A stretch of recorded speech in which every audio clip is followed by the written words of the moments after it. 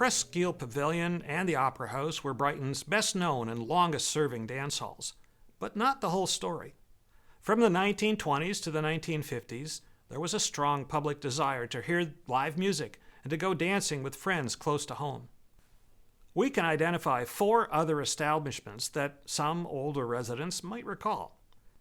There was Doxy's Pavilion on number 2 west of Brighton, the Melody Inn on number 2 near Smithfield, the Spring Valley Pavilion north of Brighton, and the Hurst Pavilion near the entrance to Presqu'île Park. Fun was on the ticket in all of these spots.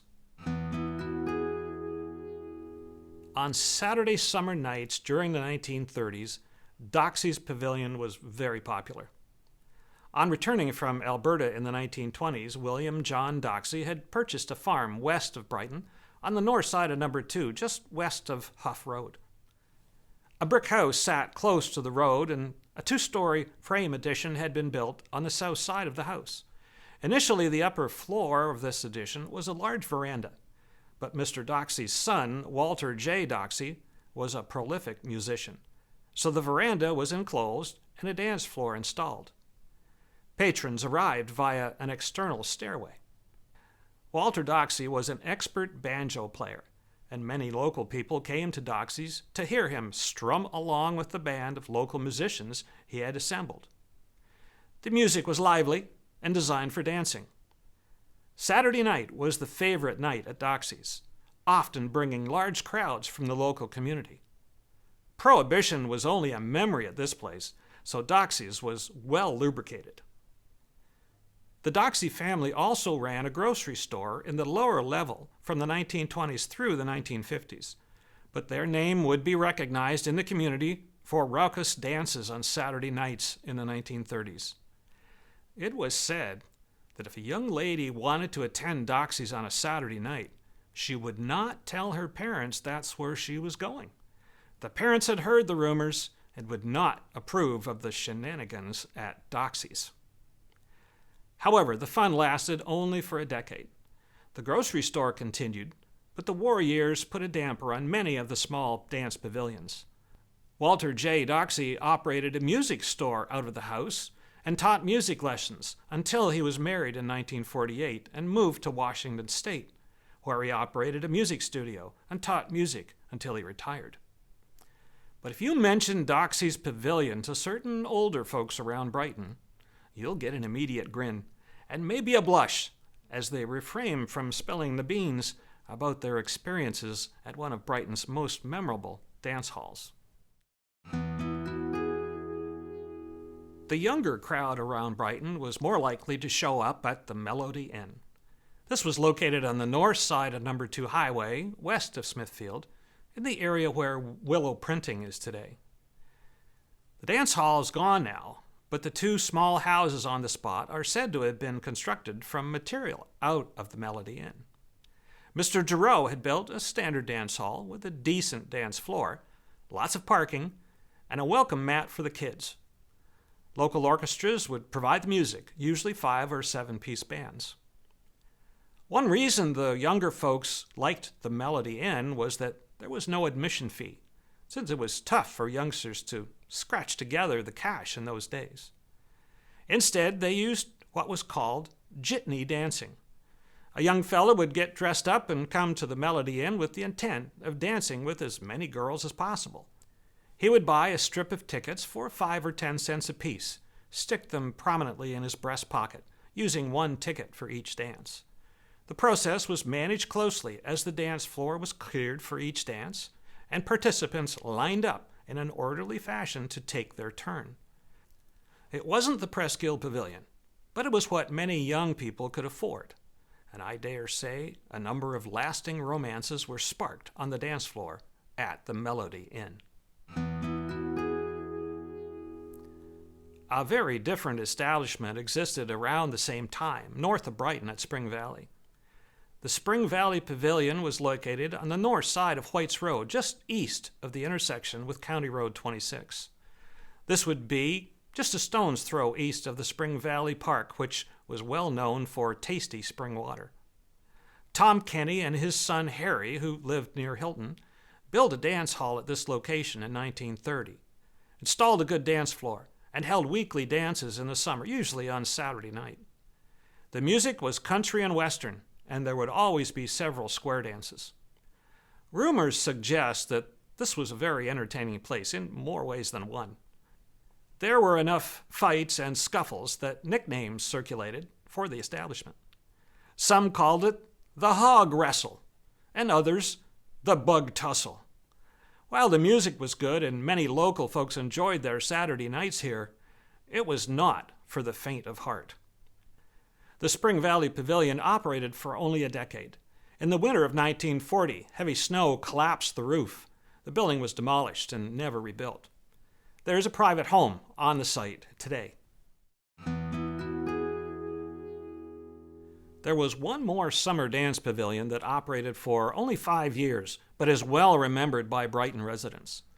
In 1949, Neil Taft of Brighton was just recently into his 20s and already well known as a guitar player and a band leader.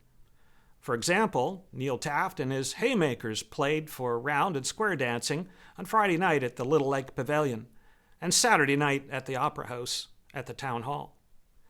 The advertisement in the Brighton Ensign on April 21, 1949 said that admission was 50 cents. An advertisement for the St. Patrick's Dance at the Brighton Town Hall features music by Neil Taft and his Canadian Jamboree Gang. He also played with the Rockabillys. Neil Taft could play whatever you wanted, country and western, rock and roll, square dancing, and do a good job every time. But Neil Taft was looking for more opportunity to play in the summer, so he and a partner built a dance pad on the sand along the lake shore, near the west end of what is today called Lake Hurst Street. The small street goes west from Harbor Street, where it turns down to the entrance of Presqu'île Park. You had to park on the beach and walk farther west to the dance pad, which was not covered, but anyone who has experienced warm summer nights under the stars around Presqu'île will understand the draw for the local dancers. The Lakehurst Pavilion is not represented in pictures, except for one picture of the sign at the entrance to the road. However, for about 5 years, from 1949 to 1953, it provided a fun and delightful summer night dancing experience, with the certainty of good music. But then, with a growing family coming along, Neil Taft built a house on the site where the family would live. His musical career would continue on into the early 1970s as he became a fixture in the local entertainment scene. Some of the most interesting recollections we have about the later years of the Opera House come from Peter McConnell in his book Over My Shoulder, which was published in 1998. Peter grew up at Hilton and had a distinguished career as an actor, author, and playwright. Then, when he retired, he came back home. Regarding the Brighton Town Hall, he says, "In the basement, council chambers, courthouse, Boy Scouts meeting place, horticultural society displays, a site for the Donnybrook fairs, the town constable's office, and a holding cell with the fire hall at the rear. Upstairs, the opera house, the ballroom, volleyball and badminton courts, public meeting hall, recital and concert hall, for many years the venue for the high school commencement, and later Northumberland Music Festival, a silent movie theater, and on occasion even a temporary tabernacle for revival meetings." Doug Cheer of Brighton was a great-grandson of Samuel and Alice Cheer, but his only appearance on the stage of the Opera House was a celebration of his team's football win in Pickering earlier in the day. Doug told his story as a pop-up speaker at the Dance Hall Daze presentation in 2015. On November 21, 1959, my high school football team traveled to Pickering College to play for the COSSA Senior B Football Championship. We won the game by the score of 15-1. On the return to Brighton, the fan bus and the team bus were met at Colburn by a number of cars and given an escort down number 2 highway to Brighton. Horns blaring and lots of cheering. On arriving at town, the team and cheerleaders were escorted to the town hall. Bill Robb, the coach and a very popular teacher, was carried into the hall on the shoulders of supporters. Doug went on to explain that Everyone had a moment to speak, the politicians longer than everyone else, of course. In the end, the players would not get the turkey dinners that they were promised, but they each received a team jacket, and Mr. Cheer donned his jacket as he spoke. This was the perfect role for the Opera House as a central point in the community where everyone would come to celebrate our successes. This is the Brighton Town Hall I remember in the 1960s when I was going to ENSS. It was a fixture there on Main Street, an important part of the community. The one and only time I recall being upstairs in the Opera House was on a warm summer Saturday evening. I drove through Brighton to see what was going on and saw a crowd around the town hall. Familiar sounds filled the street, and I recognized some people outside the hall, so I decided to check it out.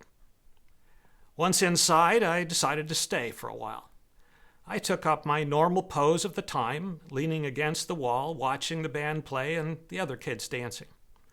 The Westbury Union was rattling the windows of the venerable old room and probably contributing to my later hearing problems. It seems fitting that in the summer of 2019, the Bentwood Rockers played their energetic brand of rock and roll on the new bandstand in the park. They were not rattling the windows of the old town hall as in the 1960s, but there was some comfort in the continuity of the location. Meanwhile, down at Presqu'île, this aerial photograph from out over the bay shows both the hotel and pavilion, as most folks recall from that era. The hotel was long and large, and the pavilion across the road was low and had a red roof. After World War II, Presqu'île was extremely busy. The war was over. People were happy and wanted to get back to normal, whatever that meant. For many people, it meant Presqu'île in the summer, and in particular, dancing in the evenings at Presqu'île Pavilion. And, oh yes, it was still called the Pleasure Palace. John Stevens of Brighton was another pop-up speaker at our 2015 event, and he spoke of the Sunday night sing-along. This was a very popular event since it was very informal, relaxed, no admission. Everyone was welcome to come and sing or perform and just enjoy the night.